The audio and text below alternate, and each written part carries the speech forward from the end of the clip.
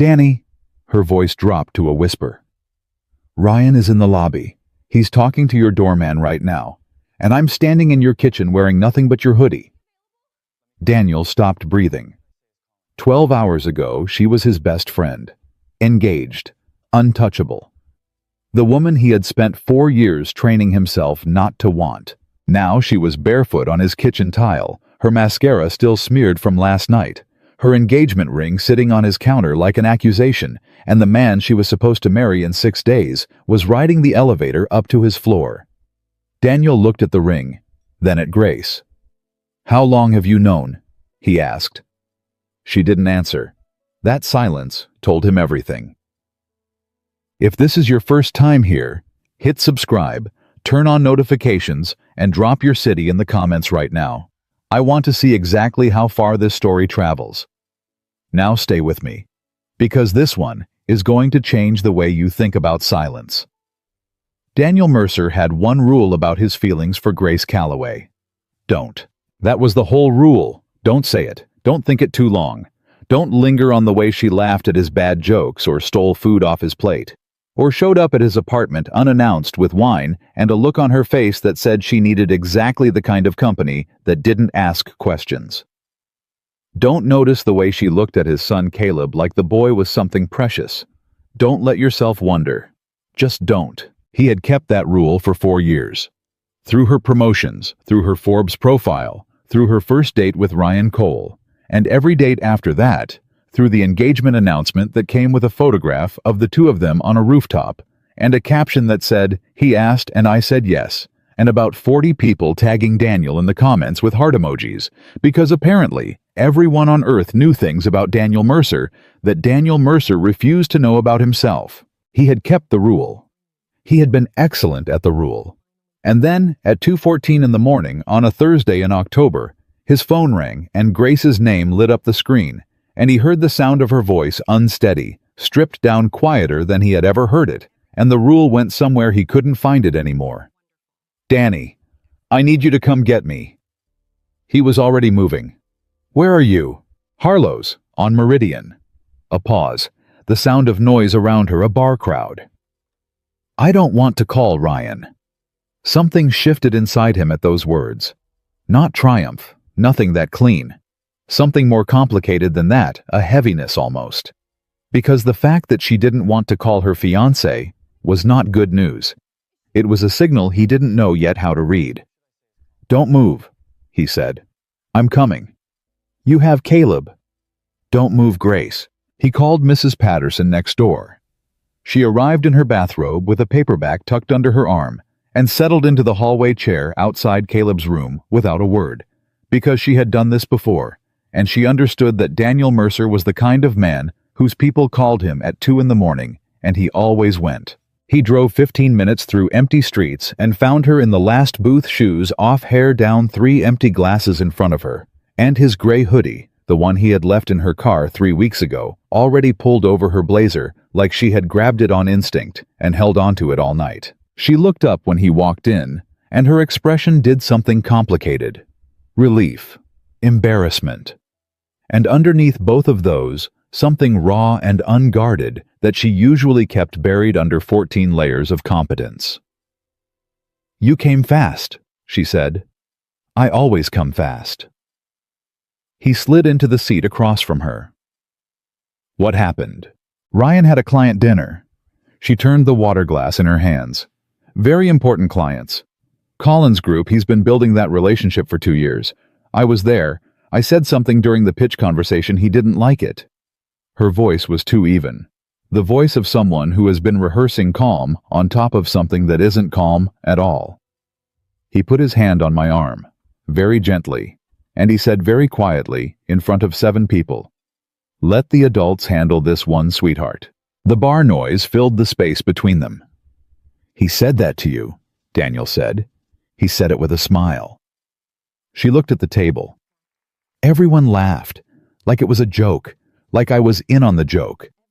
I excused myself, walked out the front door, and I have been sitting here for 2 hours trying to figure out whether I overreacted.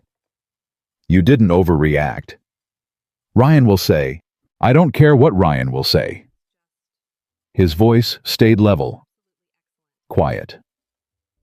But Grace looked up at him sharply because there was something underneath the level, something that had always been under the level, and tonight it was closer to the surface than usual.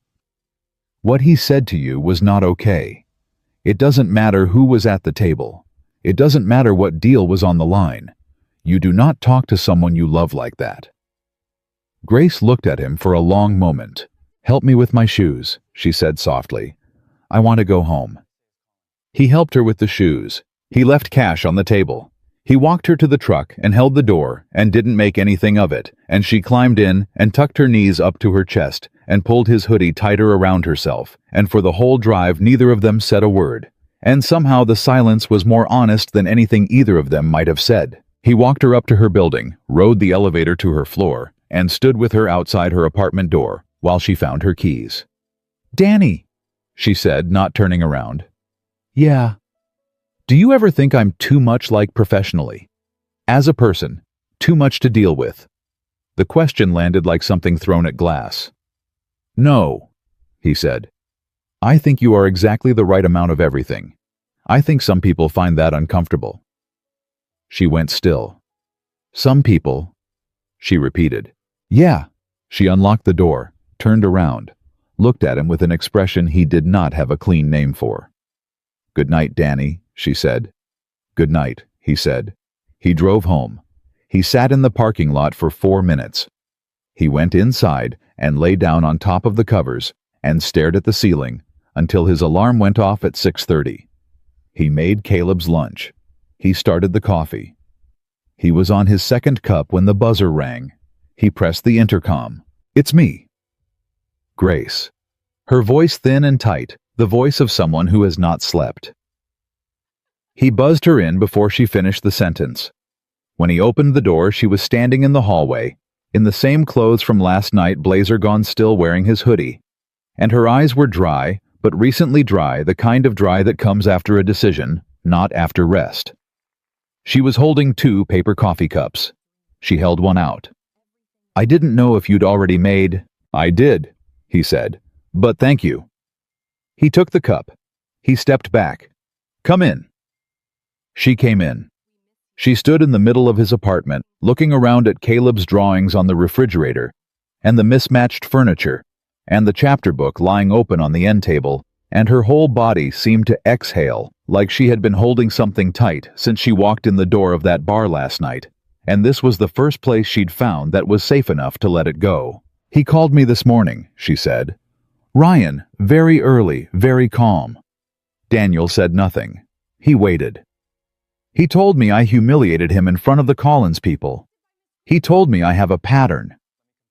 She pulled the hoodie sleeves down over her hands. "He said word for word, Danny, I am not adding anything, he said, that one of the things that has always worried him about me is that I don't know how to be a partner, only how to be a competitor." The apartment was very quiet. "He said that to you," Daniel said. "He said it like a therapist. Calm, measured, concerned." Her voice cracked slightly on the last word, just slightly. "And I spent 10 minutes after the call genuinely wondering if he was right." "He's not right." "I know that now." She pressed her lips together. "But for 10 minutes. Daniel put his coffee cup down. He looked at her, really looked at her, and what he saw was not the Grace Calloway who closed deals and gave keynotes and showed up on magazine covers. What he saw was a woman who had been calibrating herself against someone else's temperature for so long that she had started to forget what her own felt like. He had seen it happening. He had been watching it happen for 2 years, and he had not said a word. "Sit down," he said. "Danny, sit down. I'm making eggs." She sat down at the kitchen counter. He made eggs scrambled with sharp cheddar and a little hot sauce because that was exactly how she had eaten them every Saturday morning for 6 years at this exact counter. He didn't announce that he remembered. He just made them. She watched him. She didn't say anything for a while. Then, "You've seen us together for 2 years. Ryan and me." She was looking at her coffee cup. "Were there other times you thought something was wrong and didn't say it?"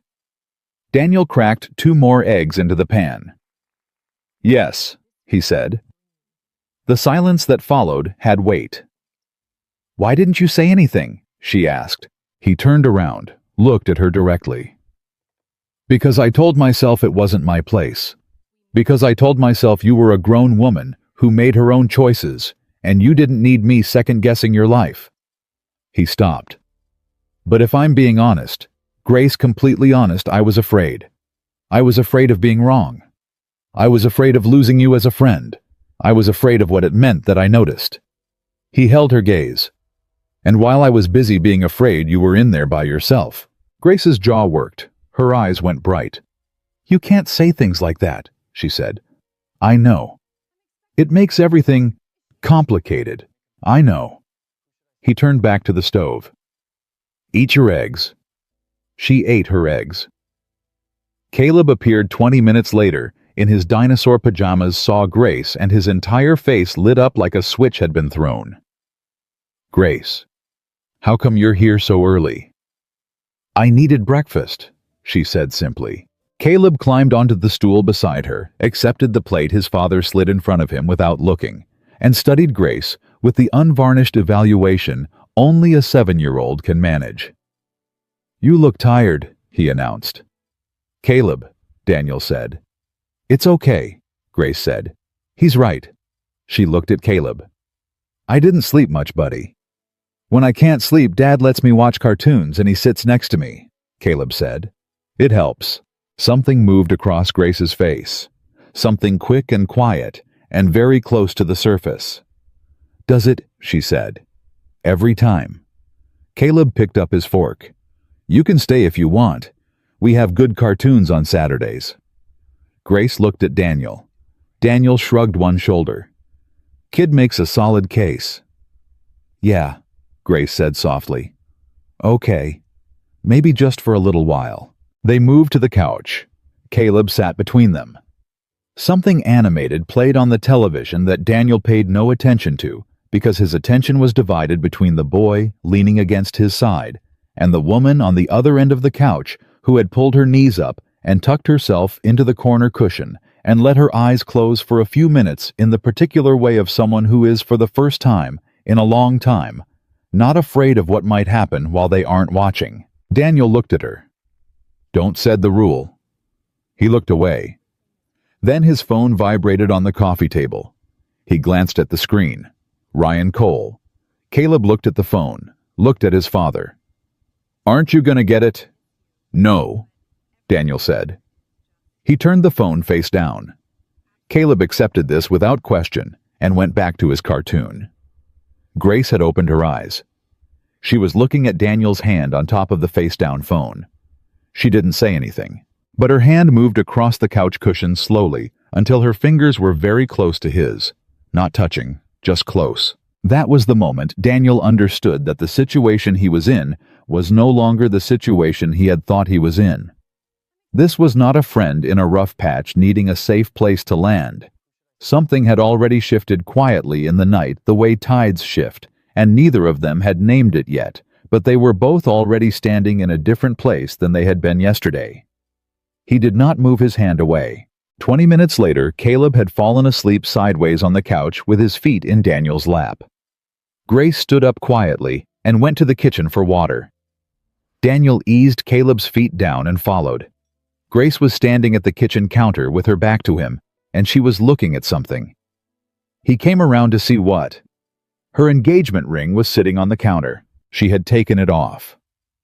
Sometime in the last hour she had taken it off and set it there, and now she was standing looking at it with the expression of a person looking at a version of their own life they are not sure they can still inhabit. "Grace," he said. "Don't," she said. "Okay." "I'm not—" She stopped, started again. "I don't know what I'm doing. I don't know what any of this is. I just know that I took it off, and I don't want to put it back yet, and I don't know what that means." "It doesn't have to mean anything tonight," Daniel said. "When does it have to mean something?" He looked at her. "When you're ready, not before."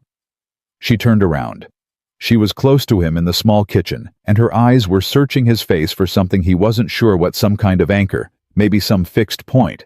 And he held himself very still, because whatever she was looking for, he wanted to be exactly that, and not 1 inch more than what she needed right now. Ethan. She stopped herself, blinked. Danny, sorry. She shook her head. I'm sorry, I don't know where that came from. He went still. What did you just call me? Nothing. She turned back to the counter. Forget it. Grace. His voice was careful. Who's Ethan? The silence that followed was 3 full seconds long. And in those 3 seconds, Daniel Mercer felt something cold move through him, slow and certain, like the beginning of a story he had not been told. Nobody, Grace said quietly, but her hand had gone to the counter, steadying herself on it. And the ring was sitting right there between them. And her eyes, when she finally turned around, were not the eyes of someone who had said nothing. They were the eyes of someone who had just said everything by accident. Daniel said nothing. He looked at her, and she looked back at him, and neither of them moved. While somewhere in the apartment, his son slept through the beginning of something that was going to change all 3 of their lives. Outside the building, a car door opened. Neither of them heard it. Not yet. The name hung in the air between them like smoke. Ethan. Daniel didn't move, didn't push, but his eyes stayed on Grace's face, and Grace knew him well enough to know that Daniel Mercer did not forget things. He cataloged them, filed them quietly somewhere behind those steady brown eyes, and waited until the right moment to open the drawer. Grace, he said. His voice was very calm, the kind of calm that is working hard at being calm. Who is Ethan? I told you, nobody. You just said his name instead of mine. I misspoke. You don't misspeak. He leaned against the counter. In 9 years, I have never once heard you say the wrong word by accident. You think before you talk, always. She picked up the engagement ring from the counter, turned it in her fingers, didn't put it back on. Drop it, she said. Okay, he said. But neither of them believed that. The buzzer rang. Grace's whole body went rigid. 1 second of total stillness, the kind that happens before someone decides how afraid to be. Then she turned and looked at the intercom panel on the wall and did not move toward it. Daniel watched her. Is that Ryan? He asked. She said nothing. Which was the answer? The buzzer rang again, longer this time. Daniel walked to the intercom, pressed the button. Yeah, Daniel? Ryan Cole's voice came through the speaker, smooth and even, the voice of a man who had rehearsed this conversation in the elevator on the way up. It's Ryan. I'm sorry to show up like this. I just need 5 minutes with Grace. Daniel looked at Grace across the kitchen. Grace shook her head. Small. Definitive. Daniel pressed the button again. She doesn't want company right now, Ryan. A pause. Then, I understand, but this is between me and my fiancé. Could you just let her decide that for herself? Grace crossed the kitchen in 4 steps and pressed the button herself. Ryan, not now. Grace. His voice shifted slightly, still controlled, but with something underneath it now. You've been there all night. People are going to... I said not now. She released the button, stepped back, pressed both hands flat against the counter behind her like she needed something solid. Daniel looked at her. How long has he known you were here? I don't know. Did you tell him? No. She looked at the intercom, which means someone did. The building had a doorman. The doorman knew Ryan. The doorman had probably called up the moment Ryan walked in and asked which apartment Grace Calloway was visiting at 7 in the morning. Daniel's jaw tightened. He went to the couch, checked that Caleb was still asleep, then came back. He's going to come back, Daniel said. I know. Do you want to be here when he does? Grace looked at him for a long moment. Something moved behind her eyes. Not fear exactly, but the recognition of fear. The acknowledgement that the feeling was there even if she wasn't going to let it run her. I'm not running, she said. I'm not asking you to run. I'm asking what you want. I want—" She stopped. Her hand closed around the ring. "I want 10 minutes without someone telling me what I should want." "Then you've got it," he said. "I'll make more coffee." He made more coffee. She sat at the counter. Outside, a car engine idled for a moment and then went quiet. Neither of them commented on it. Caleb woke up 20 minutes later, shuffled into the kitchen, accepted orange juice, and announced that he was going to build a Lego spaceship, and nobody was invited unless they asked nicely. He disappeared back toward his room. Grace watched him go with an expression that was almost painful in how unguarded it was. "He's so easy," she said quietly. "He's 7. That's not what I mean." She turned the coffee mug in her hands. He comes in, he knows what he wants, he goes and does it. No performance, no managing anyone's reactions first." "He learned that," Daniel said. "It didn't come preloaded. You taught him. We figured it out together mostly." He sat down across from her. "After his mom left, he had about 6 months of being very careful around me, very quiet, checking my face before he said anything to see if it was safe." His voice was even, but Grace heard what was under it. "I spent a lot of time making sure he knew he didn't have to do that my moods were mine to manage, not his job." Grace looked at him steadily. "Why are you telling me that?" she asked. "I'm not telling you anything," he said. "I'm just talking." She set down her mug. "Danny." "Yeah." "How long have you known that something was wrong with me and Ryan? Really known?" He held her gaze. "About 18 months. The number landed like a stone in still water. 18 months, she repeated. "Yeah. And you didn't say—" "No." He didn't flinch from it. "I didn't." "Why?" Her voice didn't rise. It dropped. Quieter was worse. "We have been best friends for 9 years. You have seen me through everything. You were in the waiting room when my father had his surgery. You drove 6 hours in a snowstorm because I called you crying about the Series B falling through. You have shown up for every single thing, Danny, every single thing." She leaned forward. "So why did you look the other way for 18 months while someone was making me smaller and smaller and not say one word?" Daniel was quiet. "Because I wasn't sure," he said. "That's a lie." He looked at her. "That's a lie," she said again, steady and certain. "You were sure. I can see it on your face right now. You were sure for a long time." He said nothing. "So say the real reason." He set down his own mug. "Because if I said it, I'd have to explain why I was paying that close attention, and I wasn't ready to have that conversation." The kitchen went very still. Grace looked at him for a long time. Her expression was not angry. It was something more complicated than angry, the face of someone who has just found the piece that explains the whole puzzle and is not sure yet whether to feel relieved or wrecked. "That's honest," she said. "It's late," he said. "But yeah, you let me stay in something that was hurting me because you didn't want to examine your own feelings." She wasn't accusing. She was just naming it. But sometimes naming a thing is the sharpest thing you can do. "Yes," he said. "That's accurate. That's not—" She stopped herself, shook her head. "That's not okay, Danny." "No," he said. "It's not. You had 9 years of friendship, and you chose silence because it was easier. I chose silence because I was afraid," he said. "Those aren't the same thing, even if the outcome was the same." Grace pushed back from the counter, stood up, walked to the window, wrapped her arms around herself, and stood there with her back to him. "I almost left him a year ago," she said.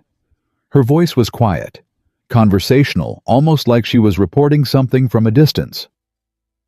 "There was a night we were at his firm's holiday party. I made a joke, something stupid, and he laughed, but then afterward in the car he spent 45 minutes explaining to me why that kind of humor made me look unprofessional.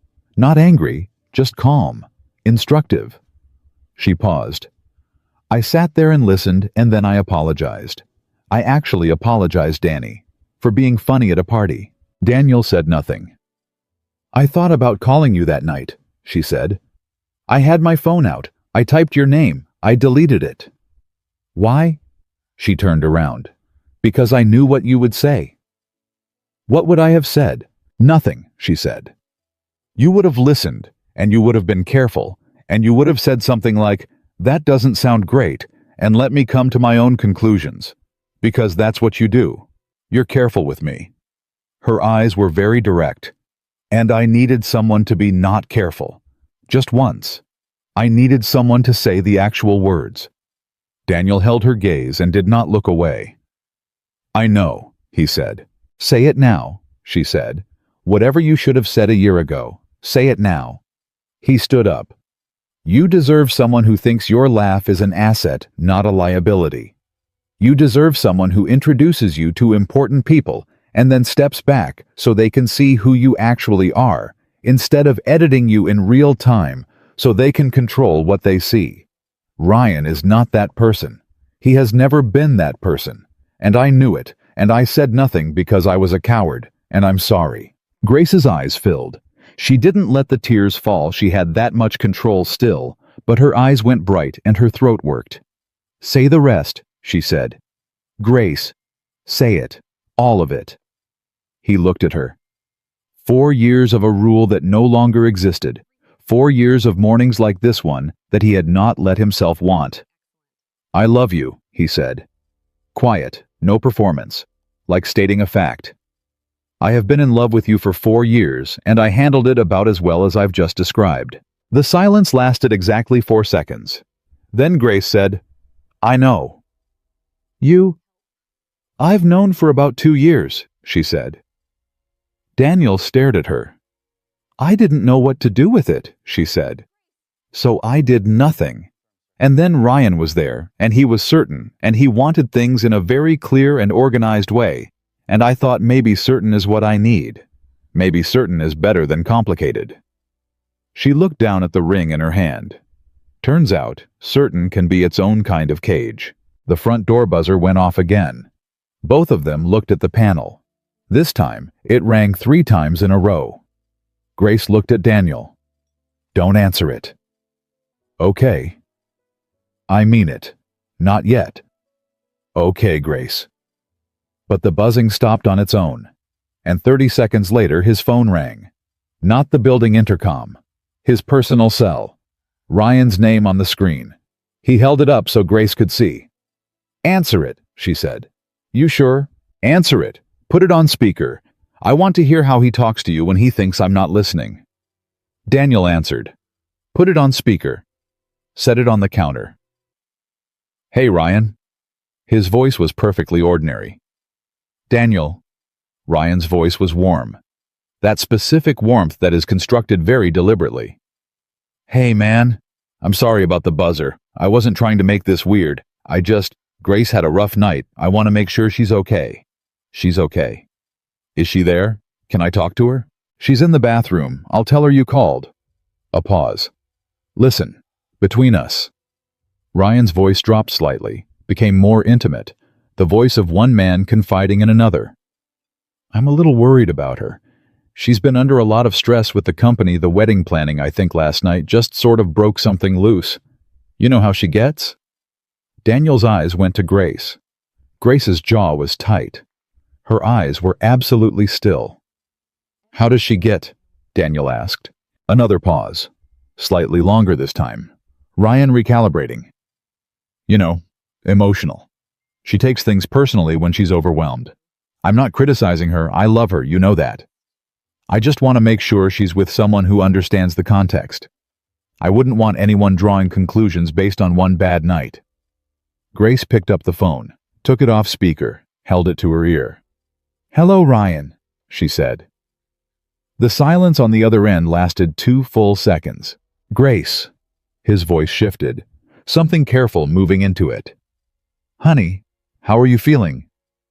Clear, she said. I'm feeling very clear. I'm glad. I've been worried about you. Last night got... You told Danny I get emotional when I'm overwhelmed.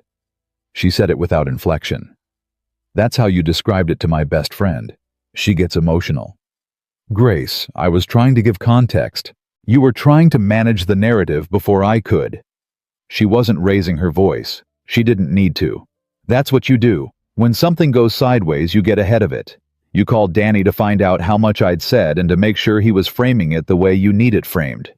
That's not... I'll come home tonight, she said. We need to talk, but not right now. Right now I need you to stop calling. Grace, stop calling Ryan. She ended the call, set the phone down on the counter, looked at Daniel. She looked exhausted.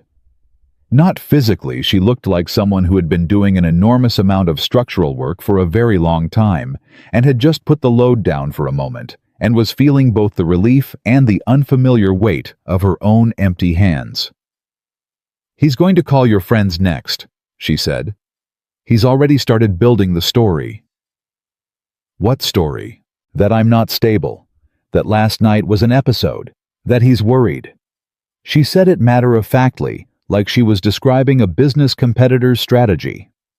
He'll mention that I came here. He'll let people draw their own conclusions about what that means. He won't say anything outright. He never says anything outright. But by Sunday, there will be 6 people who have quietly decided that you took advantage of me while I was emotional. Daniel went very still. He would do that. He has done it, she said. There was a colleague of mine at work. Marcus. Marcus and I were close, not romantically, just close the way people who grind through early-stage startup chaos together get close. Ryan spent 4 months dropping small comments. Nothing you could point to, just small comments. Marcus and I aren't close anymore. The weight of that settled over the room. How long have you known he was doing this? Daniel asked. I've known something was wrong for a long time, she said. I only put the full shape of it together recently. She looked at the ring again. When you name it, it sounds so clear. Emotional manipulation, isolation, tactics, image control. She shook her head. When you're living inside it, it doesn't feel like a pattern. It feels like Tuesday. It feels like you made a mistake at a dinner. It feels like you're just not trying hard enough. Grace, I'm not asking for sympathy. Her voice sharpened slightly. I'm explaining so you understand. Because I need you to understand one thing very clearly, Danny. She looked directly at him. What you said earlier that you love me. I heard it. I'm not dismissing it. But I cannot let you become the reason I leave Ryan. Do you understand that... He held her gaze. Say more.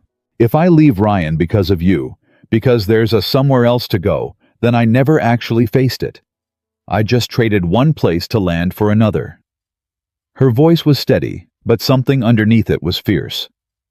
I have spent 2 years being managed. I am not going to spend the next chapter being rescued. Even by someone I... She stopped. Even by someone you what? He asked. She shook her head. Say it, Grace. You just made me say mine. She looked at him for a long moment. Even by someone I would very likely choose, she said quietly, if I were choosing from a place of strength instead of a place of escape. The silence that followed was not empty. It was full of everything both of them were not doing with that sentence.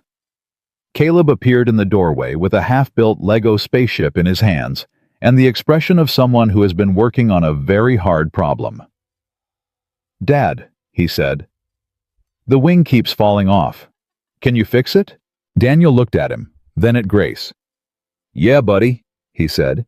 I'm coming. He pushed off the counter. He walked past Grace close enough that she could have reached out. She didn't. But he felt her turn to watch him go. He sat down on the floor next to his son and took the broken spaceship in his hands and started working out where the piece had come loose. And from the kitchen, Grace Calloway stood holding an engagement ring she hadn't put back on, watching a single father fix his son's toy on a Saturday morning, and she felt something move through her chest that was not grief and not relief and not love exactly, but something that lived in the same neighborhood as all 3 of them. She set the ring down on the counter. She didn't pick it back up. Outside, a car door opened and closed. Then an engine started. Then it drove away. None of them heard it. But somewhere across the city, Ryan Cole was already making calls.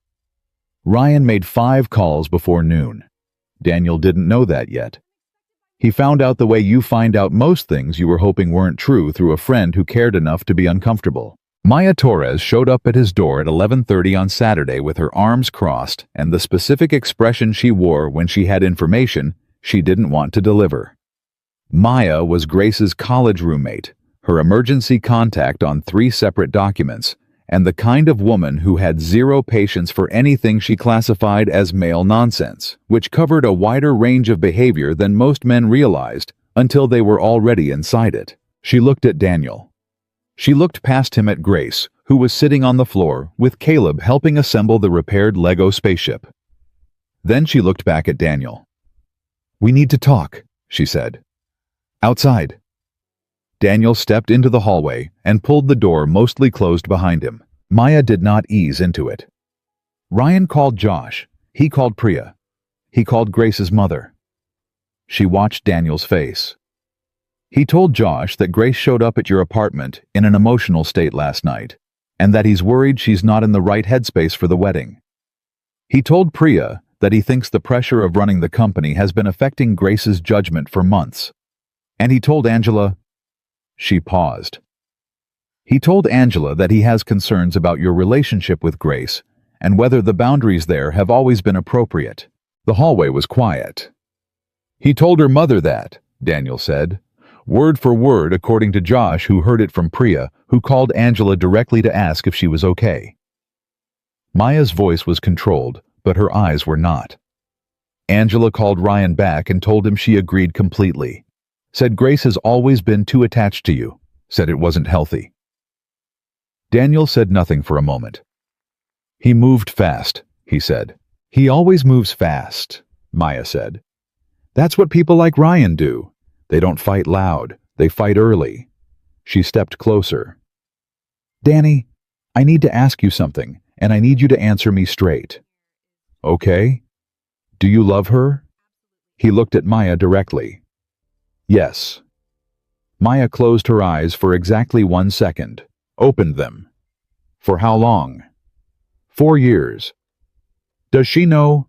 I told her this morning. Maya pressed her fingers to her mouth. Then she lowered her hand. Okay. She was recalibrating visibly. And what did she say? She said she'd likely choose me if she were choosing from strength. Then she told me not to become her escape plan. Maya stared at him. She said that. Verbatim. That's the most Grace Calloway sentence I have ever heard in my life. She almost laughed. Didn't. Listen to me. Because I'm going to say this once, and I need you to hear all of it. She held his gaze. I have watched that woman disappear piece by piece for 2 years. Not dramatically, not all at once. In small, quiet increments that nobody called out because Ryan is charming and successful and very good at making the people around him feel like they're the problem. Her voice lowered. You are the one person she has never edited herself for. Ever. In 9 years, Danny, you are the only person she is exactly herself with. That matters. That matters enormously. She paused. But if you step in right now because she's vulnerable and you want to protect her, you will confirm every story Ryan is already telling. And Grace will never forgive herself for being someone who needed saving. You understand what I'm telling you. Stand beside her, he said, not in front of her. Exactly. She put her hand on his arm briefly. Let me go in. I need to talk to her. He opened the door. Maya walked in, looked at Grace on the floor with Caleb and said simply, Hey, gorgeous, Ryan's been busy this morning. Grace looked up. Her expression shifted, not surprise exactly, but the confirmation of something she had already half expected. She looked at Caleb. Buddy, she said, can you go finish the spaceship in your room for a few minutes? Is it grown-up talk? Caleb asked. Very grown-up talk. Okay. He gathered his pieces with the philosophical acceptance of a child who has learned that adults occasionally need the room. He disappeared. Grace stood up. Tell me, Maya told her. All of it. Clean and direct, the way Grace would have wanted it without softening the edges. Daniel leaned against the kitchen doorway and watched Grace's face as she absorbed each piece of it. Ryan's call to Josh, to Priya, to her mother. The implication about her judgment. the suggestion about her relationship with Daniel. Grace did not react the way most people would have expected. She didn't cry. She didn't raise her voice. She went very still and very quiet, and her eyes did the thing they did when she was thinking several moves ahead. Simultaneously, the same look she got in negotiations, the same look she got when a business problem revealed itself to be bigger than it had appeared on the surface. "He called my mother," she said. "Angela called Ryan back and agreed with him," Maya said. "I'm sorry." "Don't be sorry." Grace's voice was even. "My mother has always been uncomfortable with anything she can't explain inside the framework of what she thinks women should want. Ryan fits that framework perfectly." She paused. What exactly did he tell Josh about Danny? Maya glanced at Daniel, then back at Grace. That he has concerns about whether the boundaries of your friendship have always been appropriate. The silence was sharp. "He said that," Grace said. "Yeah, he is burning the furniture on his way out the door," Grace said. Not loudly, just as an observation. "He knows I'm not coming back. He knew it the moment I walked out of that dinner.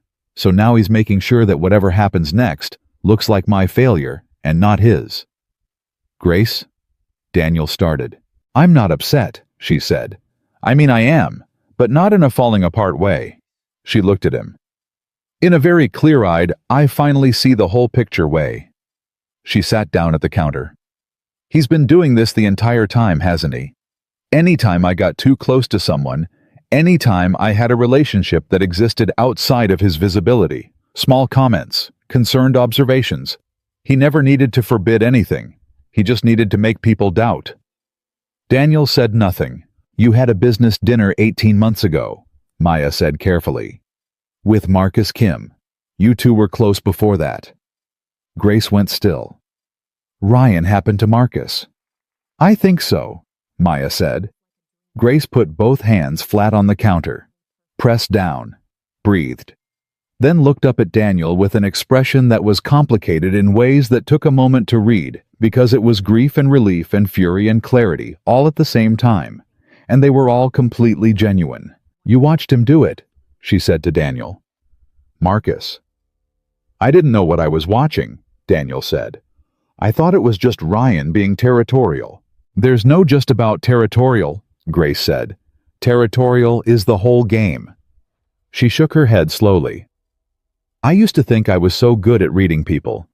It's literally my job. I walk into a room, and I know within 10 minutes who the real decision maker is, who's afraid of what, who's performing confidence, and who actually has it." She looked down at her hands. "I couldn't see it in my own house." "That's not a failure of intelligence," Maya said.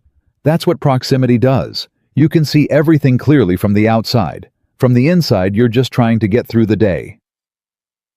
Grace didn't answer for a moment. Then she looked at Daniel again. "He told your friends that you took advantage of me," she said. "That's what he's putting in the world. That's the story." "I know." "Does that make you angry?" "Yes," Daniel said. "But that's mine to manage, not yours." Something moved through her expression at that quick and private, the flash of recognition when someone does exactly the right thing without knowing they're being measured against a standard. Her phone buzzed on the counter. She looked at it, didn't pick it up. "My mother," she said. "You don't have to." "No, I do." She picked it up, answered it.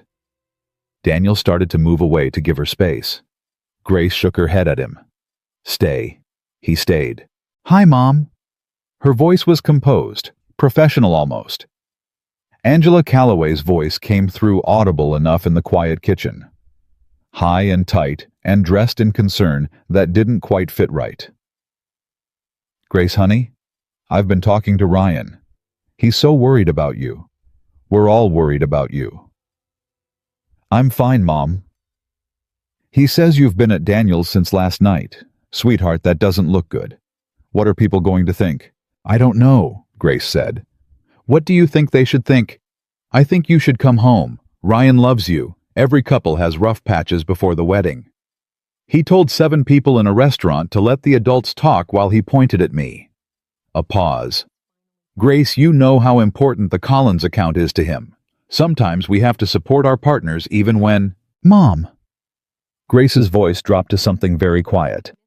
Did you hear what I just said in front of 7 people? Did you hear that part? Well, sometimes Ryan can be a little— Would Dad have said that to you in front of anyone ever? The silence on the other end lasted 4 seconds. That's not the same thing, Angela said finally. Why not? Because your father and I— Mom. Grace closed her eyes. I love you. I'm going to call you tomorrow. She ended the call. She set the phone down. Maya put a hand on her shoulder. Grace sat with it for a moment. Then she looked at Daniel. The rehearsal dinner is tonight. Daniel frowned. You're not seriously— I'm not going to participate in it, she said. I'm going to end it, publicly, on my own terms, before he finishes building whatever story he's building. She was very calm. The calm of someone who has made a decision that costs something to make. If I disappear quietly, I lose the narrative. Ryan wins the story. Everyone who already got his version of last night goes home confirmed. She shook her head. I'm not giving him that. Maya looked at her for a long moment. You sure? I've been not sure about things for 2 years, Grace said. I'm done with not sure. She looked at Daniel. I need you to drive me, she said. But I need you to wait outside. This is mine to do. Daniel held her gaze. Whatever you need. The rehearsal dinner was at a restaurant called Aldridge, the kind of place with low lighting and white tablecloths and a private dining room for exactly this kind of occasion. 32 people, both families. The wedding party. Ryan's senior partners from the firm. Daniel drove her there without saying much. They were 10 minutes out when Grace's hands tightened in her lap. Tell me it's the right thing to do, she said. I can't, he said. It's your call, not mine. That's not what I asked. Yes, it is. He glanced at her. You're not asking me whether it's right. You already know it's right. You're asking me to take some of the weight of it. And I'm not going to do that, Grace. You've been letting other people carry your choices for too long. This one is all yours. She looked at him sharply. Then she laughed short and slightly disbelieving. You're annoyingly good at this. I know. I kind of hate it. I know that too. She looked at her hands in her lap, the left one bare ring still on his kitchen counter. If this goes badly, then it goes badly and you deal with it and you're still standing afterward. He said it simply. You've built a company from nothing. You've sat across tables from people who wanted to dismantle everything you made, and you made them change their minds. You can stand up in a restaurant and say the truth. She was quiet for a moment. Ethan used to say that, she said. And then her face changed, like she'd stepped on a loose board and heard it crack. Daniel went very still. Ethan again, he said. His voice was careful. She said nothing. Grace. He didn't look at her eyes on the road. At some point tonight or tomorrow or whenever the ground stops moving, I need you to tell me who that is. A pause. Long. I will, she said quietly. After tonight. He pulled up outside Aldridge and parked at the curb. Grace sat for a moment without moving. Her breathing was steady. Her hands were steady. The only sign that anything was happening underneath the surface was the way she blinked twice, slowly, the way she always did when she was gathering herself from the inside out. Then she opened the door. Don't come in unless you have to, she said. I'll be right here. She got out. She walked through those doors without looking back. Daniel sat in the truck and waited. Inside, Ryan was already 2 minutes into a speech. Daniel couldn't hear it, but 32 people could. Ryan's voice was warm and polished, and full of the specific kind of practiced feeling that sounds genuine to everyone who hasn't been close enough to see the mechanics. He talked about love and partnership, and the work of building something lasting with another person. He talked about Grace the way a man talks about a classic car he has meticulously restored with pride, with ownership, with the implication that the beauty exists because of his careful tending. Everyone was smiling. Then Grace stood up. The room went quiet in the confused way rooms go quiet when something breaks the expected script. Her voice shook at first. Just for a sentence. Then it didn't. "I need to say something," she said. "And I'm going to say it here because there are people in this room who have been told a version of events over the last 12 hours that was designed to get here before I could. So I'm going to be here now." Ryan set down his glass. His expression did not change. "Grace, honey." "I'm talking," she said. Not loud, not rude, absolute. She looked around the table. Her mother, who had her eyes down. Ryan's parents, rigid and watchful. The wedding party frozen. "I love a lot of people in this room," she said. "And I'm sorry for what tonight was supposed to be and what it's going to be instead." She paused. "I cannot marry you, Ryan. Not because I stopped caring about you, but because I spent 2 years trying to fit inside the shape of who you needed me to be, and I lost so much of myself doing it that I almost didn't notice."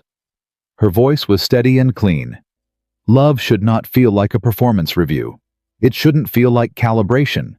It shouldn't feel like asking permission to take up space. Ryan's father started to say something.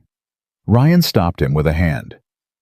Ryan's voice, when it came, was controlled and warm and devastatingly well-pitched. "Grace, you've been under enormous pressure. I've been at Daniel Mercer's apartment," she said, clearly letting it land in the room. "Since last night, because when I needed somewhere safe to think, that was the only place I trusted. And I know what you've told people about what that means. So let me be very clear in front of everyone you called today. Nothing happened. Daniel was kind, and he was steady, and he told me the truth when I needed it.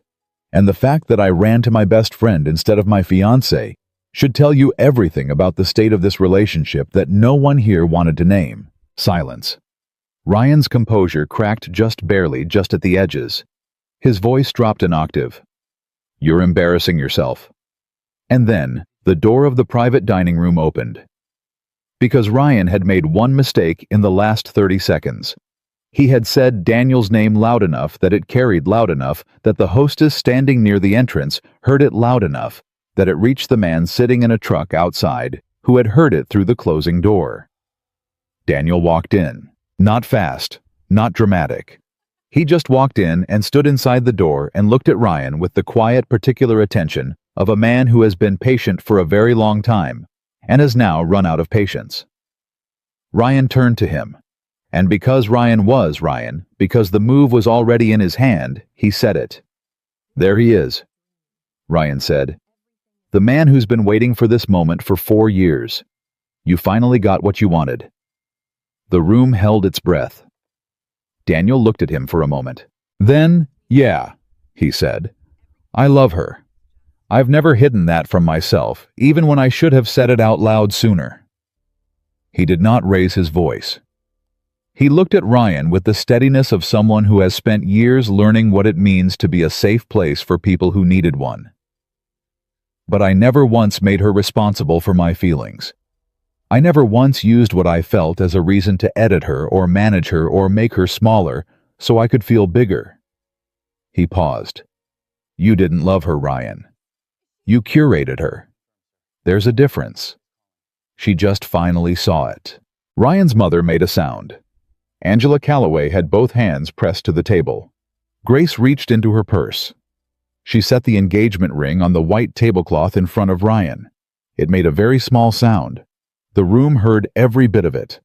Then she turned and walked out. Daniel followed. The door closed behind them. Outside, the night air was cold, and the street was lit, and Grace made it 4 steps before she stopped walking. She stood on the sidewalk and pressed both hands over her mouth, and her whole body shook, not with crying exactly, but with the physical release of something enormous that she had been holding in her chest for a very long time, and when it came out, it was soundless and overwhelming and completely honest in a way that 2 years of careful management had made impossible. Daniel stood beside her, not in front of her, not with his arm around her, just beside her, close enough that she could feel the warmth of him, close enough that she was not alone in it. When the shaking slowed, she lowered her hands. She took 3 breaths. "That's the most terrifying thing I have ever done," she said. And I once had to present to a hostile board of 26 people with 48 hours of prep and a fever of 102. How do you feel? He asked. She thought about it honestly. Like I just jumped off something very tall, and I'm still in the air, and I don't know yet if there's water under me or concrete. There's water, he said. You can't know that. No, he agreed. But I'll be in it with you either way. She turned and looked at him, then really looked at him, and her eyes were wet, and her mascara was done, and she was the most unguarded version of herself that had ever stood in front of him. Ethan was my therapist, she said suddenly. He blinked. What? 18 months ago, when I almost left the first time. She looked at him. I started seeing a therapist. His name was Dr. Ethan Brooks. He's the one who first used the phrase emotional control. He's the one who helped me name what was happening. She shook her head slightly. I've been thinking about what he said to me for months. Apparently it's gotten mixed up with your name in my head. She looked at him with a complicated, exhausted, almost rueful expression. Which probably means something if I'm being honest. Daniel looked at her for a long moment. It means, he said carefully, that the person helping you find your way out and the person you trusted most got tangled up in the same part of your brain. That's a generous reading. It's the accurate one. She looked at him. He looked back. Then from inside the restaurant, a voice carried through the door, Ryan's mother clear and sharp, saying Grace's name like an accusation. Grace turned toward the sound for just a moment, then she turned back away from it. Take me home, she said. Where's home right now? He asked quietly. She thought about it, looked at him. Wherever Caleb left his Lego, she said. Daniel took out his keys. The drive back was quiet in the way that only happens after something enormous. The quiet of two people sitting inside the same aftermath, not needing to fill it with words, because the words had already been spent on something that mattered. Grace sat with her hands in her lap and her head against the window, and her eyes open, not watching anything in particular. Daniel drove and didn't ask how she was doing because he knew her well enough to know she would answer accurately when she was ready and not a minute before. They were 7 blocks from his apartment when she said, I want to sleep on your couch tonight. He said, okay. I'm not ready to go back to the apartment I share with him. I know, and I'm not asking for anything other than the couch. Grace? His voice was patient. I know. She looked at him. Does it bother you that I need to be careful right now? That I can't just... No, he said. It doesn't bother me even a little bit. She looked out the window again. Most men would find that frustrating. Most men would be thinking about themselves right now, he said. I'm thinking about you. She didn't answer that, but her hands, which had been very still in her lap, relaxed slightly. Mrs. Patterson was asleep in the armchair when they got back. Daniel woke her gently, thanked her, walked her to the door. Grace checked on Caleb, still deeply asleep, one arm thrown over a pillow, and stood in the doorway of his room for a moment longer than necessary. When she came back, Daniel had pulled a blanket and pillow from the closet and left them on the couch without ceremony. He was in the kitchen drinking water. Bathroom is yours, he said. There's a new toothbrush under the sink still in the package.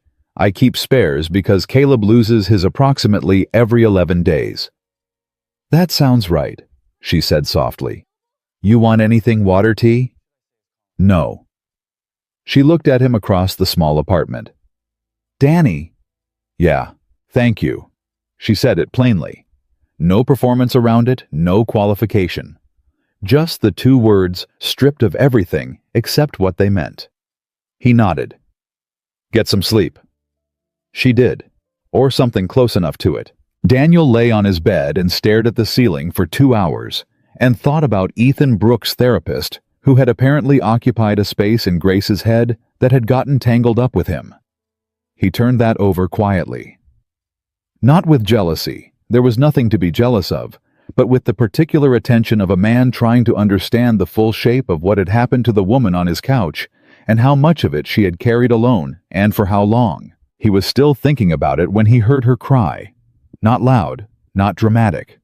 The specific, almost silent crying of someone who has held everything together through the public part and is now finally in the dark, where no one is watching, letting it come. The sound lasted about 3 minutes. Then it stopped. Then the apartment was quiet again. Daniel did not go out there. Because she had not asked him to. Because she was not in danger. Because sometimes the most respectful thing you can do for someone's pain is trust them to survive it without an audience. He fell asleep sometime after 2. In the morning, Caleb found Grace on the couch before he found his father, which was unusual enough that he stood in the middle of the living room in his pajamas, processing it with the full gravity of a 7-year-old evaluating new information. "Did you have a sleepover?" he asked. "Kind of," Grace said. Her voice was rough from sleep, but her eyes were clear. "Was it because of the grown-up talk yesterday?" "Yeah, buddy, because of the grown-up talk." Caleb considered this. "Is everything okay?" Grace looked at him. This small, serious person, with his father's eyes, and his father's habit of waiting for a real answer, and she said, "It's going to be." "That means not yet," Caleb said. "Yeah," she said. "That means not yet." He climbed onto the couch beside her and leaned against her shoulder and said nothing else, and Grace put her arm around him, and they sat like that until Daniel came out of the bedroom and stopped in the doorway and looked at the two of them with an expression he turned away from quickly because it was too much to have on his face in plain sight. "Pancakes," he said. "Everybody move." Grace stayed through breakfast. She left at 10 with her blazer from the night before folded over her arm and his hoodie still on. And at the door she turned around and said, "I'm going to Maya's. I need a few weeks." "Take what you need," he said. "I'm not running," she said. "I want you to know that." "I know you're not running. She stopped. "I need to figure out who I am right now when there's no crisis, when nobody needs anything from me. I haven't done that in a while." "That's not a small thing," he said. "No." She looked at him. "I'll call you." "Okay?" She left. The weeks that followed were not quiet. That was the first thing Daniel learned. He had expected the aftermath to be a private thing, Grace healing Ryan receding the whole situation slowly losing its edges. Instead, it was the opposite. Ryan's narrative had legs. By Sunday morning, 3 different people from their mutual social circle had texted Daniel with some variation of the same careful, concerned message, all phrased as support, all carrying Ryan's fingerprints. Josh called and was kind but visibly uncomfortable, clearly having heard a version of events that cast Daniel as something he wasn't. Priya sent a long message about how she loved both of them and wasn't taking sides, which was its own kind of verdict. Grace's company took a hit too. Nothing catastrophic, nothing traceable. But 2 board members requested an emergency call on Monday, a call Daniel heard through Maya that Ryan had privately suggested to at least one of them over the weekend. The implication never stated directly that a CEO who couldn't keep her personal life stable might be a liability. Grace handled the board call from Maya's apartment in 38 minutes. She walked out of it with everything intact and 2 board members significantly more committed to her than they had been going in. Maya told Daniel that part with audible pride. But the where of it was real. He knew, because she called him on Tuesday night and talked for 40 minutes about nothing significant. Her company's Q4 projections. A book she was reading. Something funny Caleb had said at school that week that Maya had passed along. And underneath all of it was the sound of someone who was very tired and very determined not to show how tired they were. He let her talk. He didn't try to fix anything. On Thursday, Ryan's lawyer sent a letter. Daniel found out about it when Grace called him at 7 in the morning before Caleb was awake. Her voice doing that thing it did when she was angry and keeping the anger on a very short leash. "He's claiming," she said, "that over the course of our relationship, I had access to confidential information about his firm's client strategy, including the Collins account. He's suggesting I use that information in my own business development. He's not filing anything yet, The letter is a warning. A pause. Or it's a threat dressed as a warning. Daniel sat up in bed. That's not a real claim. It doesn't have to be a real claim, she said. It just has to be expensive and embarrassing enough to make me reconsider making noise. Her voice was tight. This is what he does. He doesn't fight you directly. He makes the ground under you unstable. He makes staying quiet seem like the rational option. What are you going to do? I already called my attorney. Her voice steadied. She says the letter has no real teeth. We write back, we document everything. We make clear we are not intimidated. A beat. But Danny, he went after my company. He went after the thing I built from nothing. He went after my people. There was something in her voice in that last sentence that was different from everything else. Not just anger. Something older and more foundational. The sound of someone discovering exactly where their line is. Grace, he said carefully, don't do anything tonight. I'm not going to do anything tonight. I mean it. Whatever you're thinking about doing, I said I'm not. She breathed. I just needed to tell someone who would be angry on my behalf and not tell me to be reasonable, he said. He went after your company. That's not okay. That's not remotely okay. A pause, then quieter. Thank you. Don't thank me for being angry. It's the minimum. She almost laughed. Almost. I'll call you tomorrow, she said. 3 days later, she called and asked if he wanted coffee. Not at his apartment, not at Maya's. A coffee shop on Clement Street, neutral ground. The kind of place that had been open for 30 years and didn't care about anyone's personal drama. He said yes. He found a sitter for 2 hours. He sat across from her at a small table, and she was wearing jeans and a sweater with no blazer and her hair down, and she looked more like herself than she had in months. How's Caleb? She asked first. He asks about you every morning, Daniel said. She smiled, and it reached her eyes. What does he say? He says, is Grace still doing her grown-up stuff? I say yes. He says okay and eats his cereal. He's such a good kid. He learned from watching good people, Daniel said. She wrapped her hands around her cup. How are you, actually? Honestly? Always. I'm good, he said. I'm very aware that I'm not supposed to make this about me while you're going through everything you're going through, and most of the time I'm good at that. But there are moments. He stopped. There are moments when I think about the fact that you're sleeping on Maya's couch instead of. And then I catch myself and tell myself to get it together. She looked at him. Instead of what? Instead of being here, he said simply. With me. That's the thought. Grace looked down at her coffee cup. I think about that too, she said quietly. Yeah? Yes. She looked back up. That's part of why I needed the distance. It's very hard to figure out what you actually want when what you want is sitting right there being infuriatingly patient and making you pancakes. He raised an eyebrow. Infuriatingly patient. It's a criticism wrapped in a compliment. I'll take it. She smiled again, and then it faded into something more honest. Can I tell you something that might make you uncomfortable? Yes. I'm scared, she said. Not of you, of what I want. Because what I want right now might just be safety. And I don't trust myself to know the difference yet between wanting you and wanting to be safe. And you deserve better than being someone's soft landing. Daniel looked at her for a moment. Can I respond to that? That's why I said it. I don't want to be your soft landing, he said. I want to be the person you choose when you have options.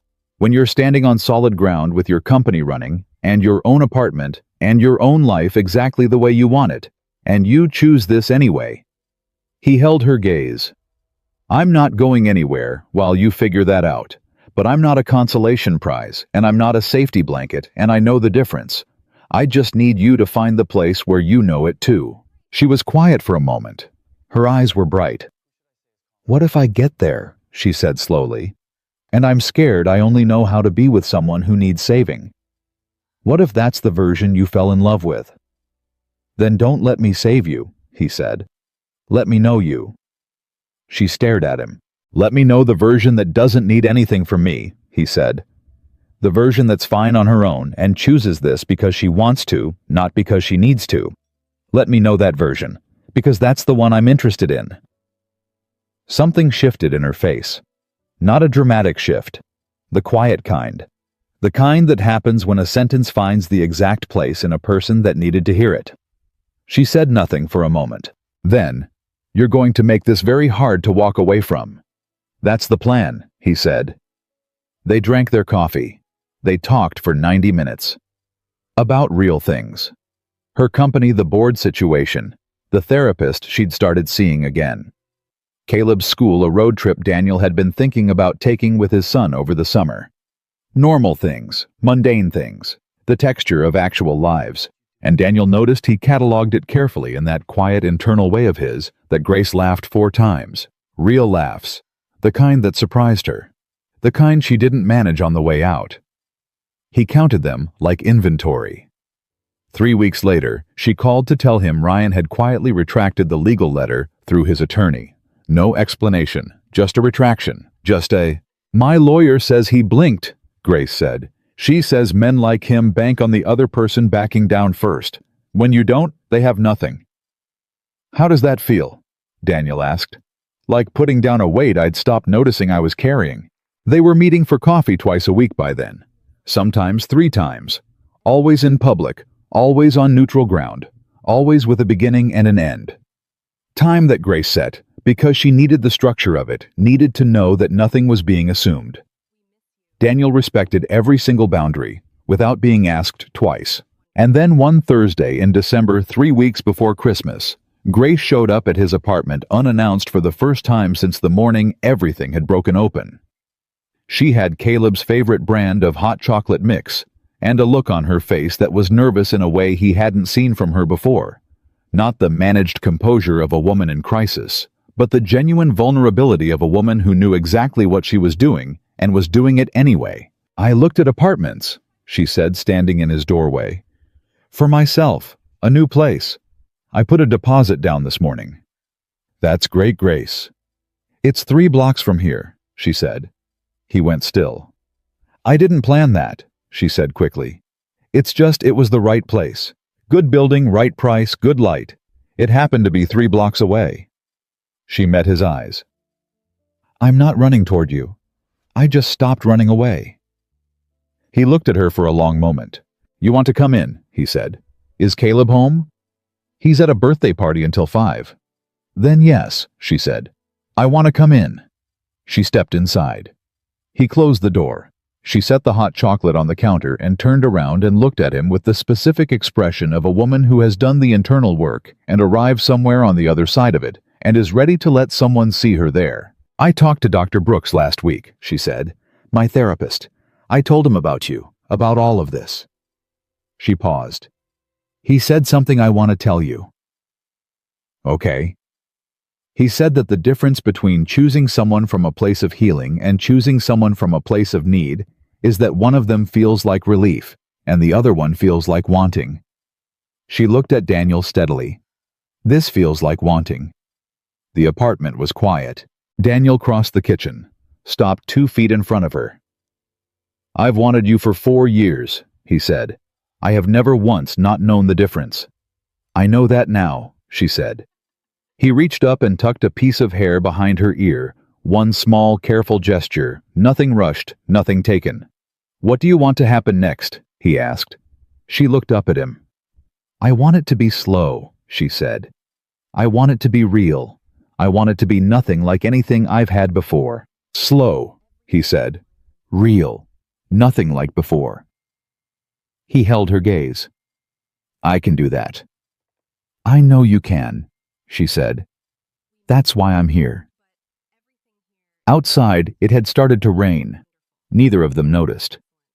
They stood in his kitchen in the quiet of a Thursday afternoon, with nothing between them but the 4 years it had taken to arrive here, and the particular hard-won understanding that some things are worth every minute of the wait. Then Grace's phone buzzed on the counter. She glanced at it. Her expression changed. "What?" Daniel said. She looked up at him. Something new in her face. Not fear, not the old managed tension, but something sharper. More immediate. Ryan is going to be at the hospital charity gala next month, she said. The Aldridge Foundation event. He's being recognized. His firm is co-sponsoring. She set the phone down. It's the biggest event my company attends all year. I can't skip it. Daniel held her gaze. Okay, he said. He's going to be there, she said again, like she needed to make sure he understood. I know. Are you going to tell me not to go? He looked at her like the question was almost funny. Grace, when have I ever told you not to do something? She looked at him for a moment. Then something settled in her. Something that had been waiting to settle for a long time. Right, she said. You'll handle it, he said. I know I will. She picked her phone back up, set it face down, then looked at him with the quiet certainty of a woman who has walked through enough fire to know what she's made of. I just wanted you to know what's coming. Now I know, he said, and neither of them looked away. The next 4 months were the quietest Daniel had known in years. Not empty quiet, full quiet. The kind that comes when the noise finally stops and you realize how loud everything had been. Grace moved into her apartment on a Saturday in January with 17 boxes. One very specific coffee maker she had apparently been thinking about purchasing for 2 years, and the particular energy of someone setting down roots on her own terms for the first time. Daniel and Caleb helped carry boxes. Caleb took the assignment with total seriousness and carried the lightest items with the most ceremony, announcing each one's safe arrival like a small, extremely earnest freight coordinator. Grace laughed every time. By the 3rd box, Daniel had stopped counting her laughs. She had her own space. She had her company, which was having the strongest quarter of its existence. She had Dr. Brooks on Wednesdays, Maya on Friday nights, and Daniel 3 blocks away, with an open door and a standing offer of eggs that never came with conditions attached. They did not rush anything. This was the version of them they had not been allowed to have before the everyday version. The ordinary version. The one built out of texts about nothing and coffee that went cold while they talked, and Caleb falling asleep against Grace's shoulder during movie nights, and the specific comfort of being known without having to manage the knowing. Daniel watched her come back to herself piece by piece. It wasn't dramatic. It wasn't a single moment. It was Tuesdays when she disagreed with him about something small and didn't backtrack. It was the morning she showed up at his door at 7 a.m., just because she wanted to, not because anything was wrong. It was the way she talked about her company now, with the full authority of someone who trusted her own judgment again, who didn't preface her own opinions with apologies or qualifications. Ryan's name came up less and less, and when it did, it landed lighter each time, the way a bruise stops hurting gradually until one day you press it and realize it's just skin. The gala was in February. The Aldridge Foundation event. Black tie, 400 people. The kind of evening where the city's hospital network raised serious money, and everyone who was anyone in the medical and business communities showed up to be seen doing something useful. Grace's company had sponsored a table for 3 years running. There was no version of the night where she wasn't there. Ryan's firm was co-sponsoring. Ryan was being recognized for pro bono legal work the firm had done for the foundation's pediatric wing. His name was in the program. His face was on a pull-up banner near the registration table. Daniel drove Grace to the venue. She was in a dark green dress and her hair up, and the specific composure of a woman who had done significant internal preparation. She had not asked Daniel to come inside. He had not offered. "You look," he started. "Don't," she said. But she was almost smiling. "I was going to say ready," he said. She looked at him. "I am ready. I know. If it goes badly, it won't. But if it does, then it goes badly," he said. "And I'm right here when you come back out." She looked at him for a moment longer. Then she opened the door and walked in without looking back. Daniel parked and settled in to wait.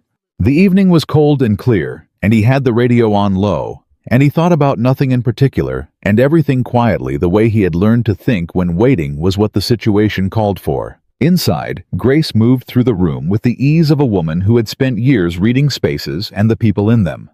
She talked to board members, to donors, to two journalists she knew professionally, to the hospital's chief medical officer, who shook her hand warmly and mentioned that her company's patient data platform had apparently made 3 of his departments significantly more efficient. She did not look for Ryan, but she knew where he was, had known since she walked in the particular awareness of someone your nervous system has logged as a hazard even when the fear is gone. Ryan found her at the drinks table 40 minutes in. He came up beside her the way he always moved, smooth, unhurried, radiating the calibrated warmth of a man who had decided in advance how this interaction would go. "Grace," he said, like they were old colleagues running into each other. Like nothing had any history attached. She turned and looked at him. He looked well. That was the first thing. He looked well polished, the same as always, the kind of man who processes upheaval by sharpening his appearance and tightening his presentation. His suit was excellent. His smile was practiced. "Ryan," she said. "It's good to see you," he said. "You look great." "Thank you. Can we—" He gestured slightly, suggesting somewhere quieter. "Just 5 minutes. I think we left some things." "We didn't," she said. "Grace." His voice dropped to the intimate register he used when he wanted her to feel like they were sharing something private. "I know the way it ended was hard. I know I didn't handle everything perfectly, but I've been doing a lot of thinking, and I feel like we both said things in a charged moment that—" "Ryan." She set her glass down on the table, turned to face him fully. "I'm going to stop you there. Not because I'm angry. I'm not angry anymore." She looked at him steadily. "I stopped being angry around November when I realized that being angry at you still meant I was spending energy on you, and you had taken enough of my energy." His smile thinned slightly. "I understand you feel that way. I'm not finished," she said. Quiet, completely calm. "You were at my rehearsal dinner and you made a speech about love and partnership while actively calling my friends and my mother and laying the groundwork for a narrative that would protect you if I left. You sent a legal threat to my company through your attorney. You told my board members, subtly carefully the way you do everything, that I might be a liability." She didn't raise her voice. She didn't need to. "And tonight, you walked up to me in a room full of people who have heard whatever version of this story you've been telling, and you said, 'I look great,' and suggested we talk privately." She tilted her head slightly. "You don't get to call it love just because you wanted to keep me." The silence between them lasted exactly 4 seconds. Ryan's composure held, but something behind it shifted the micro-adjustment of a man recalculating because the opponent has played a card he didn't expect. "I was trying to protect what we had," he said. "You were trying to protect your version of it," she said. "Which is a different thing entirely." "Grace, I hope the recognition goes well tonight," she said. "Genuinely, the work your firm did for the pediatric wing that mattered. That was real." She picked her glass back up. "But you and I don't have anything left to say to each other. And I think some part of you knows that." She turned and walked back into the room. She did not shake. Not her hands, not her voice, not her composure. She walked back to her table and sat down and picked up the event program, and her heart was running fast. But it was running the way a heart runs after something hard that you did well. Not fear, not damage, just the pure physical evidence of having been tested and held. Across the room, Daniel was there. She hadn't told him to come in. He had come in anyway, not to interfere. She could see that immediately from the way he was positioned, leaning against the far wall near the bar, with a glass of water and an expression of absolute casualness that only someone who knew him well would recognize as careful attention. He caught her eye. He didn't move toward her, didn't raise his glass, didn't make a gesture, just held her gaze for a moment, with the steady look that was his particular version of, "I see you, and you were remarkable." She gave the smallest nod. He gave the smallest nod back. Then Maya appeared at Grace's elbow from wherever she had been. Because of course Maya was there, because Maya had decided approximately 3 months ago that she was attending this event as Grace's +1, regardless of whether she had been officially invited, which she had because Grace had known Maya would need to be there even before Grace knew it herself. "Well," Maya said quietly. "Fine," Grace said. Maya looked at her closely. "Really fine, or performing fine?" "Really fine," Grace said. He tried the quiet voice. And I've heard the quiet voice from the inside for 2 years. It doesn't land the same from the outside." Maya squeezed her arm. "I'm buying you the most expensive thing at this open bar. It's a charity event. It's all free. Then I'm pouring the most expensive thing at this open bar with great ceremony and personal satisfaction." She stood. "Don't move." Grace sat back and let the event flow around her, the speeches, the recognition ceremony, the polite applause when Ryan accepted his award with a gracious and perfectly constructed 45-second acknowledgement, and she felt with a clarity that surprised her slightly almost nothing. Not triumph, not grief, not the complicated residue of 2 years' worth of confusion. Just the clean, solid sensation of being exactly where she was supposed to be. Ryan left 20 minutes after his award. She didn't watch him go.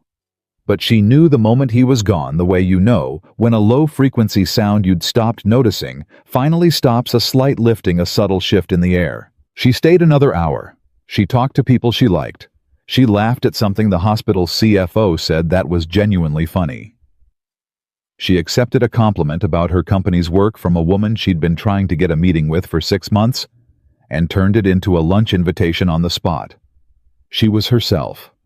Fully. Without editing. She found Daniel outside at 10:45. He was standing on the pavement, hands in his jacket pockets, looking at nothing in particular, with the unhurried patience of a man who had somewhere to be and had decided this was it. The night was cold. Her breath made small clouds. He looked at her. "You came in," she said. "I did." "I told you to wait outside." "You told me not to come in unless I had to," he said. "I decided I had to." "I handled it. I know. I watched you handle it from 30 feet away, and then I stayed 30 feet away." He held her gaze. "I was never going to interfere, but I wasn't going to be outside in a parking lot while you were in there." She looked at him for a long moment. "That's a very fine line." "I know where the line is," he said simply. She breathed out slowly. He tried to open a door. "What did you say?" "I told him the door is closed." She paused. "And it is. Completely. For the first time since I walked out of that rehearsal dinner, I said it and felt it at the same time." Daniel looked at her with an expression she had learned to read over the past months. The quiet one, the held one. The one that meant something significant was happening inside him that he was deciding whether to say. "Say it," she said. "I'm proud of you," he said. "I know that's not my thing to say." "It is your thing to say," she said. "You're allowed." He smiled small, real, the smile she had been cataloging for 4 years without admitting why. She reached back and unclipped her hair, ran both hands through it, and exhaled the last of the evening's weight. Then she looked at him with the clear, unhurried eyes of someone who has arrived somewhere after a very long journey and recognized the place. "I have something for you," she said. She opened her small evening bag and took out a key. A single key on a plain silver ring. No decoration. Nothing ceremonial about it except for what it was. She held it out. He looked at it, then at her. "Grace, it's not because I need you there," she said. "I want to be clear about that. I have my own space, my own life, my own everything. I don't need anyone to complete any of it." She held his gaze. "It's because I want you in my life in a way that doesn't have visiting hours. Because Caleb left a drawing on my refrigerator last week, and I walked past it 16 times before I figured out it was supposed to be the 3 of us at the park, and something about that hit me in a way I wasn't prepared for." Her voice was steady and honest and completely unguarded. And because I am standing here on solid ground, choosing this from a place of wanting not needing, and I need you to know the difference. Daniel took the key. He held it in his hand for a moment looking at it. Then he looked at her. You know what this means, he said. I know exactly what it means, she said. Slow, he said. Real. Nothing like before, she finished. He closed his hand around the key. Then he reached out and tucked a strand of wind-blown hair behind her ear, the same small gesture he'd made in his kitchen 4 months ago. Unhurried, careful, nothing taken that hadn't been offered. I've been ready for 4 years, he said. I can do slow. She stepped forward and put her arms around him, and he put his arms around her, and they stood on the pavement in the cold night air in front of a charity gala that neither of them was thinking about anymore. And it was not dramatic, and it was not a crescendo, and it was nothing like the way these things looked in the movies. It was better than that. It was real. His jacket was warm. She pressed her face into his shoulder. For the record, she said into his jacket, slightly muffled. Yeah. I knew I loved you before I knew I loved you, if that makes sense. It makes complete sense, he said. I just needed to become myself again first, before I could give any of it to anyone. I know, he said. That's why I waited. She lifted her head and looked at him. You didn't wait, she said. You were just here, every time. He looked back at her. Yeah, he said. That's what I mean. She kissed him then. Not dramatically. Not after a speech or a grand gesture.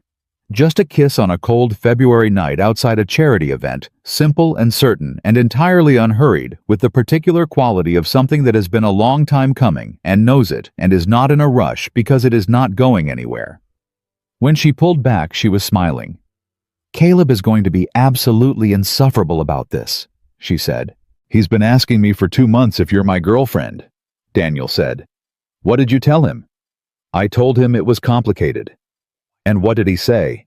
Daniel laughed, the real one, the one that lived behind his eyes. He said, Dad, it's not that complicated. You just have to ask her. Grace laughed, full and unmanaged and exactly herself. Smart kid, she said. He gets it from his father, Daniel said. He gets it from spending time with me, she said. That too, he said. They walked to the car together, not holding hands yet, but close enough to be a decision, and the city moved around them, and the night was cold and clear, and neither of them said very much on the drive home, because neither of them needed to. Some things do not require commentary. Some things are simply true in the way that the best things are true, quietly, completely without announcement. Grace Calloway had spent 2 years becoming smaller inside a shape that was never made for her. She had walked out of a rehearsal dinner with nothing but her own name stood in front of 32 people, and said the true thing, moved into a new apartment 3 blocks from the person she trusted most in the world, and rebuilt herself piece by piece from the inside out with her own hands. Nobody caught her. Nobody rescued her. She stood up, and when she was standing fully solidly on her own ground, she looked across the room and chose the person who had been there the whole time. Not because she needed an anchor, because she wanted a companion. That was the whole difference. That was everything. Because the right kind of love does not arrive when you are falling. It is not the hand that catches you at the bottom. The right kind of love is the one that is still there when you have already landed, when you are already standing, when you have already proven to yourself that you don't need it, and you choose it anyway, with your eyes open and your feet on solid ground, simply because life is longer and better and truer with that person in it. And on a cold February night, 6 months after a single father drove to a bar at 2 a.m, because his best friend called and needed someone who would come. That is exactly what Grace Calloway did. She chose him, with her whole self, on her own terms, and that made it the only thing it needed to be. It made it real. If this story moved you, drop a comment below and tell me, have you ever stayed silent about something that mattered because you were afraid of what saying it would cost you? And did you ever get the chance to say it anyway? Tell me your story in the comments. And tell me what city you're watching from. I want to see exactly how far this one traveled.